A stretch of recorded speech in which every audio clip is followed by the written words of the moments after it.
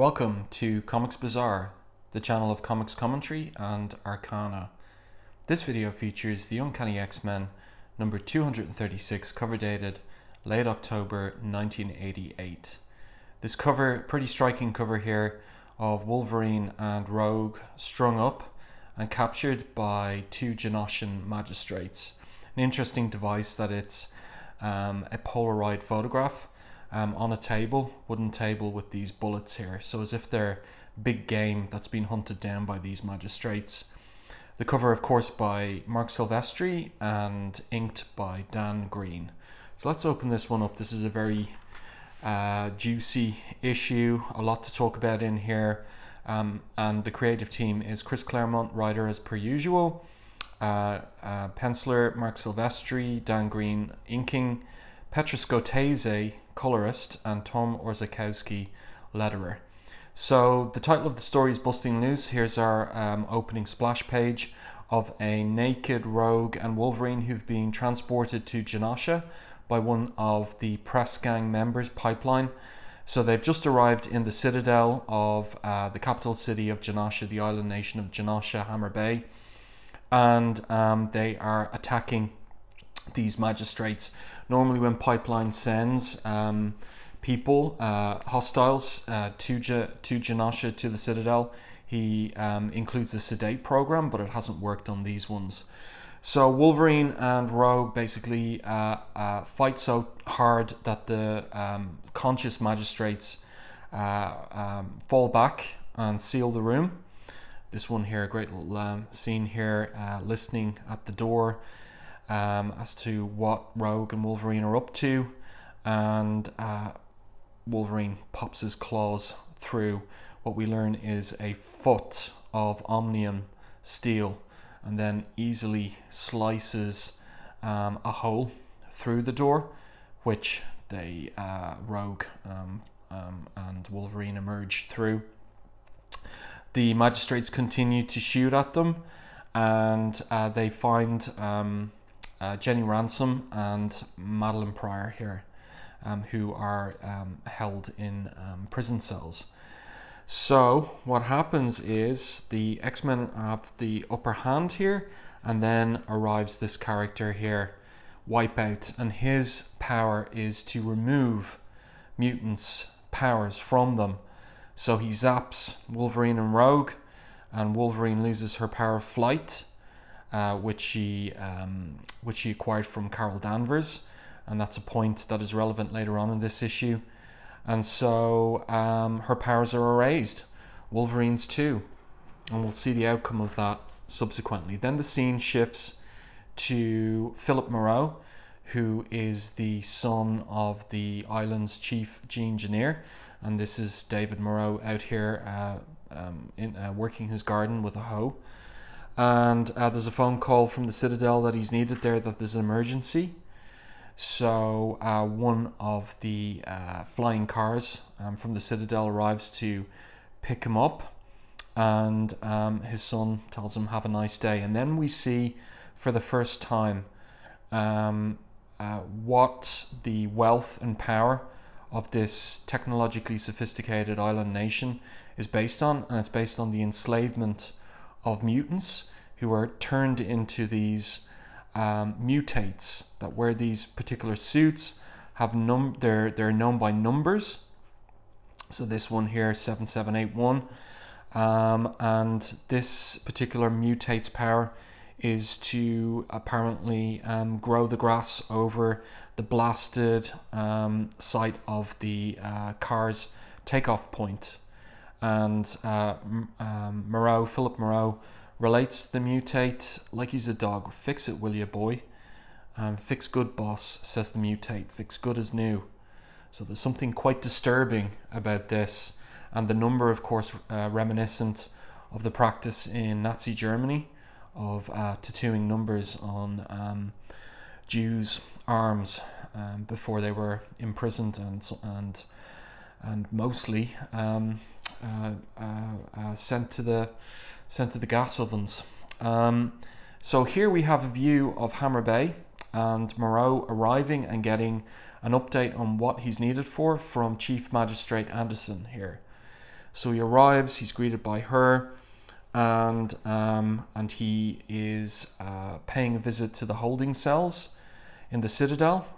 Here we have Wolverine, who is out for the count in his cell, and then we see Rogue in hers.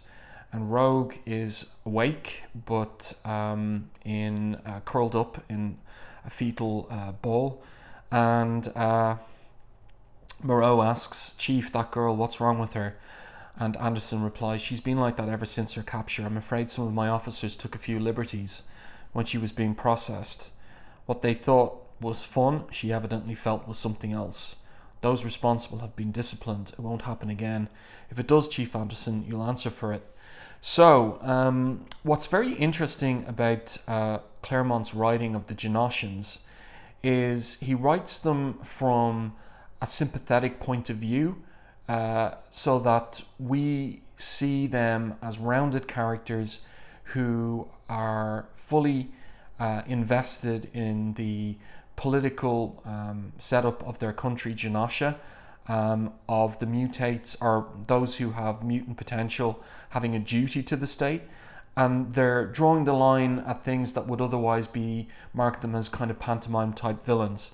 So Moreau here has a basic standard of decency with respect to how prisoners should be treated, and the manhandling of Rogue is something that he will not tolerate, and Anderson agrees too. And we'll see a little bit more about what Rogue experienced in upcoming pages. And then the scene switches back to Sydney and the press gang once again. So we've got Punch-Out, Pipeline and Hawkshaw here, and they're tasked with rescuing the imprisoned magistrates. But before they arrive or find those magistrates, Gateway sends Storm, Colossus and Rogue through one of his teleportations or teleporting portals, and Storm gets the leader of the magistrates here by the scruff of the neck, and Psylocke uses her power to find out about these magistrates, who they are and what they're about. So over the page here, and we have this stunning half-page splash by Silvestri, where Psylocke finds out about what's going on in Genosha. So we've got here an image of a girl being dragged away by the hair by magistrates. We have a mutate here being whipped. We have the mutates here with their numbers and the dead eyes here, and then turning into skulls here. We have a mutate being medically experimented on. We have the magistrates here looking very much like stormtrooper Nazi types, and we've got somebody or other, presumably mutates, being shot here by magistrates. So a horrifying tableau, and it deeply, deeply angers Psylocke, who wishes for them to rot and burn. So at this point in Marvel Comics and the Comics Code Authority, she's not able to say, like, it's against the code for her to say something like, "May they rot in hell" or "May they burn in hell," which is interesting, a little marker of the time period and what Claremont could have his characters say or not say. So Colossus snaps her out of it. "Would you kill these men?" he asks her, and no, she says, that would be too quick, too easy for them. So the X-Men depart. The X-Men are moving fast here, and they go back to Gateway just as the press gang arrive into the prison. But the X-Men have the information they need regarding Genosha. So we switch back to the outback town that is the X-Men's headquarters. They leap out of the portal that Gateway is whipped up with his bull roarer. They catch up the other X-Men there, Longshot, Dazzler, Havok, on what's going on, and then they jump through a portal again to where Gateway is sending them. And then we get this very cool scene here in the computer headquarters, or the computer center of the X-Men's headquarters. So this was formerly the Reavers computer center. And the way that Silvestri draws it is interesting. It's like a heart or a brain here, kind of techno-organic. And who appears on the main monitor except this new character, Nastir. and he tells us, well, he tells whoever might be monitoring the screen, and it's usually Madelyne. I am Nastir. Sim told me to get in touch with you regarding some special merchandise you're interested in. But since you're not about, I'll ring back later. Have a nice day, says Nastir very politely. So remember at the end, or towards the end of Uncanny X-Men 234, Madelyne in a dream vision state makes a deal with Sim. And it's our first time that we see her as Goblin Queen, and that storyline is getting continued here in a few panels in this particular issue. And we'll see more from Nastir later. So then we switch back to Genosha and Philip Moreau, who's out for his run before going to college, and he's overtaken by these flying police cars, and they arrive. They're gathering at the house of his girlfriend, who is Jenny Ransom, who in the previous issue was kidnapped by the press gang. But Philip doesn't know anything about any of this, and he's shocked because he's seeing the father and mother and other children being taken away. The father is a government minister, but Philip is absolutely shocked. So he asks the magistrates what's going on, says there must be some mistake. This magistrate gets brutal with him, grabs him by the neck and is about to club him, when the other guy intervenes and says, are you crazy? He's the engineer's son. So Philip is realizing that something is deeply, deeply wrong, and he runs off just as the guy who grabbed him by the neck is trying to bargain with him to say nothing about it, and ends on a very unfortunate phrase. It wasn't personal, I was only following orders. The defense of many Nazis at the Nuremberg trials. So then we go back to the Citadel, and Rogue, who's still curled up in the fetal position in her cell, and she is gone deep, deep, deep into her primal subconscious. A cheesy neighborhood, she says. Sleazy, really, is what she means. And who's down there except residues, or ghostly residue, of all the people that she's ever, including this diary here, all the people she's ever absorbed their psyches and powers. So we've got Captain America there, Juggernaut, we've got Loki, we've got Nightcrawler, we've got Spiral here. It's very cool. She never realized, she always thought it was temporary, and never realized that these were still somewhere deep, deep down in her subconscious. And who is there more real than the rest except Carol Danvers? And as Rogue says, but those others, they're like ghosts, and you're solid as me. They're residuals, memories, psychic leftovers, says Carol. I'm real. I don't know if I can ever forgive you for what you did to me, but we're both of us stuck inside your head for the rest of your life. What hurts you hurts me, and I won't have that, as she reaches out her hand. So this is a very cool point where Rogue, because of the trauma of having been physically touched for the first time without her powers kicking in since she was a teenager, and being so roughly treated by the magistrates, has basically lost her ability to fight back. So in this weakened state, she agrees with Carol to take over their shared body. So Rogue says to her, look, it was an accident absorbing her the way that she did. I only meant it to be temporary like the others, but things got out of hand. You fought too hard. I was fighting for my life, says Carol. There's no other way, Rogue. You'll have to trust me. That is to say that she'll give the body back to Rogue when the job is done. So then it's just in the nick of time as these two magistrates arrive that whose psyches Rogue absorbed earlier, to find out where they were, that they're in Genosha. These have arrived now to exact vengeance, and they tell Rogue that the monitors are switched off, that whatever happens there isn't going to be seen by anyone. But little do they know that another person is inhabiting Rogue's body. It's Carol Danvers, and Carol basically uses her physical skills, her combat training, to take these magistrates out easily, as she thinks to herself, 3 moves, 2 KOs in as many seconds. Nice to see. I haven't lost my touch. So then she makes her way to Wolverine's cell. Wolverine is really out for the count, and he looks in really, really bad shape. And you see, this is interesting. What's going on? Why is Wolverine looking as bad and feeling as bad as he is? What is his mutant power? It is fundamentally his healing factor. And so his healing factor has been removed. And why should he be as bad as this?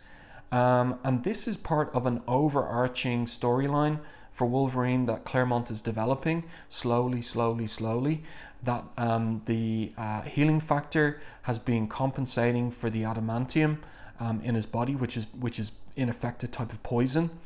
And once the healing factor is shut down by Wipeout, Wolverine is in effect dying on account of the adamantium in his body. He doesn't know this at the moment, we don't know it at the moment, but it is the reason why he is so badly affected with his healing factor shut down.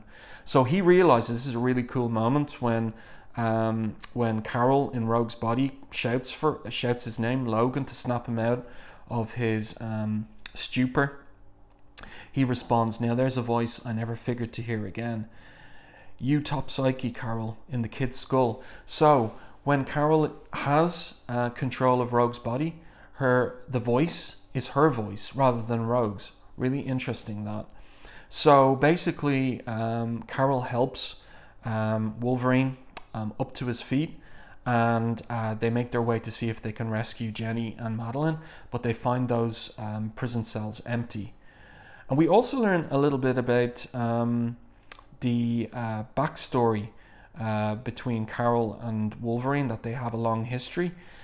So we learn that one time Wolverine rescued Carol from the KGB in Russia, and that's a story that, you know, doesn't exist in the continuity up to this point, but it's Claremont hinting at Wolverine's past, something that he would develop in subsequent issues as well, in connection with a prior relationship with Carol. So then the scene switches to Philip, who's at his father's computer, and he discovers what's happened to his girlfriend Jenny, and how how the father has genetically modified her so that she can work in the mines, shaping rock and metal, because she's gene positive. Philip is in denial, but the father is adamant, and explains how Jenny's father switched her gene positive test result with another girl's, and when the other girl when she was down for genetic modification, she didn't survive the process. She died, and that was what revealed that there was that something had sneaky had taken place. And so so the father says, look, he says, "Philip, believe me, I understand the father's desire to protect his child, but not at the cost of another child's life, an innocent child. And no one is above the law, my son. That's why Ransom was arrested, the father, and why Jenny must serve. She has a duty to the state, doubly so because of her father's crime." I know that sounds harsh, he says. So again, this is Claremont writing these characters in the most sympathetic way to their point of view, so they come across as rounded. And David Moreau comes across as an essentially decent man, but nonetheless signed up to an evil political system, a state that is built on the servitude and enslavement of those with mutant genetic potential. So then our scene switches to the medical labs at the Citadel, and we get this pretty cool moment here in the run-up to Inferno with Nastir tracking Madelyne down and calling in on the computer screens. "There you are, milady. You're a difficult person to get a hold of." And then he realizes that something is going on. "Oh, forgive me. Have I called at an inconvenient time?" And she says to him very quietly, "Later." And the implication is she's in no trouble at all. She could get out of this at any point if she wanted, but she's not at this particular time. And then the computer screen blows out as Nastir signs off. "Your slightest wish, milady, is my command." And again, that's going to get followed up on in the coming months of X-Men and other X-Book comics. So then the scene switches to the hangar bay. Wolverine and Carol are looking to get out of the Citadel. So they have their eyes on one of these flyers here, and they take out the magistrates guarding the flyers in the hangar. Wolverine really isn't able to function as he used to.